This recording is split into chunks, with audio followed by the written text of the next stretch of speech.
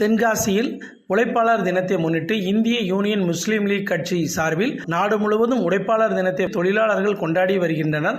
அந்த வகையில் தென்காசி மாவட்டத்தில் இந்திய யூனியன் முஸ்லீம் லீக் கட்சியின் சார்பு அணியான சுதந்திர தொழிலாளர் யூனியன் சார்பில் உழைப்பாளர் தினம் கொண்டாடப்பட்டது.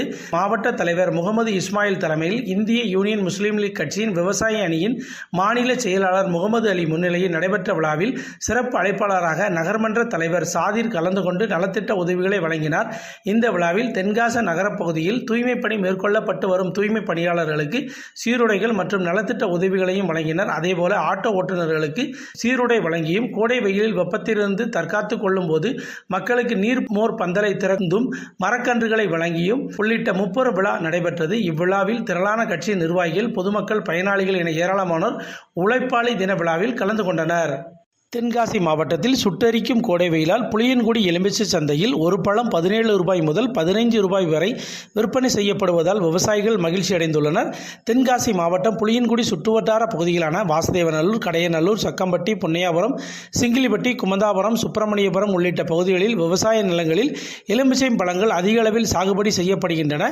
விவசாயிகள் தங்கள் அறுவடை செய்யப்படும் எலுமிச்சை பழங்களை புளியன்குடியில் உள்ள புகழ்பெற்ற எலுமிச்சை சந்தைக்கு கொண்டு சென்று விற்பனை செய்யப்படுகின்றனர். கடந்த டிசம்பர், ஜனவரி மாதங்களில் மழை மற்றும் பனிப்பொழிவு காரணமாக எலுமிச்சம்பழக்கு தேவை அதிகமாக இல்லாததால் விலை வீழ்ச்சியடைந்து ஒரு கிலோ 35 ரூபாய் வரை விற்பனையானது. இந்த சூழலில் இந்த ஆண்டு மார்ச் மாத தொடக்கத்திலிருந்து கோடை வெயிலின் தாக்கம் தென்காசி மாவட்டம் மட்டுமல்லாது தமிழகத்தின் பல பகுதிகளில் அதிகரித்து வருவதால் எலுமிச்சம்பழங்களுக்கான தேவை அதிகரித்து உள்ளதால் விலை உயர்ந்துள்ளது. ஒரு கிலோ எலுமிச்சம்பழை ரூபாய் 230 முதல் 250 ரூபாய் வரை விற்பனையாகிறது. சராசரியாக ஒரு பழத்தின் விலை 17 ரூபாய் முதல் 15 ரூபாய் வரை விற்பனை செய்யப்படுவதால் விவசாயிகள் மகிழ்ச்சி அடைந்துள்ளனர்.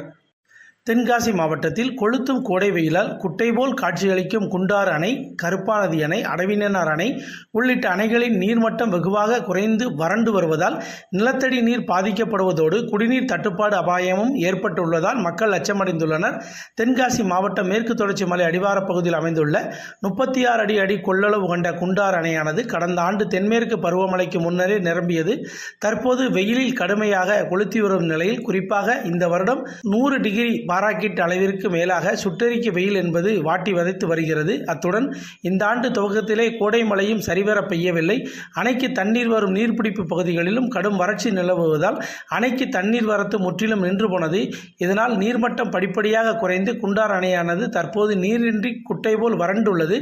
மேலும் 132 அடி கொள்ளளவு கொண்ட அடவிநன்னார் அணை, கடையநல்லூர் அருகே உள்ள 80 அடி கொள்ளளவு கொண்ட நீர்மட்டம் வெகுவாக குறைந்து வருவதால் நிலத்தடி நீர் பாதிக்கப்படும் சூழல் ஏற்பட்டுள்ளது. மேலும் கோடை காலங்களில் அணைகளை முறையாக தூர்வார வேண்டுமெனவும், மேலும் கடைமடைக்கு செல்லக்கூடிய கால்வாய்களை பொதுப்பணித்துறை அதிகாரிகள் பராமரிப்பு மேற்கொள்ள வேண்டுமெனவும் விவசாயிகள் எதிர்பார்த்துள்ளனர். தென்காசி மாவட்டம் சங்கரன் கோவிலில் பிரசித்தி பெற்றதும் பழமை வாய்ந்த திருத்தலமான அருள்மிகு சங்கர நாராயண சுவாமி திருக்கோவிலில் சித்திரை திருவிழா தேரோட்டம் ஆண்டுதோறும் 10 நாட்கள் வெகு விமர்சையாக நடத்தப்படுவது வழக்கம். அந்த வகையில் கடந்த 21ஆம் தேதி சித்திரை திருவிழாவை முன்னிட்டு சங்கரலிங்க சுவாமி எதிரே உள்ள கொடிமரத்தில் மஞ்சள் பொடி, மாப்பொடி, திரவியம், சந்தனம், பால், தயிர், இளநீர் உள்ளிட்ட 16 வகை மூலிகை பொருட்களால் சிறப்பு அபிஷேகம் செய்யப்பட்டு வேத மந்திரங்கள் முழங்க கொடியேற்றப்பட்டது.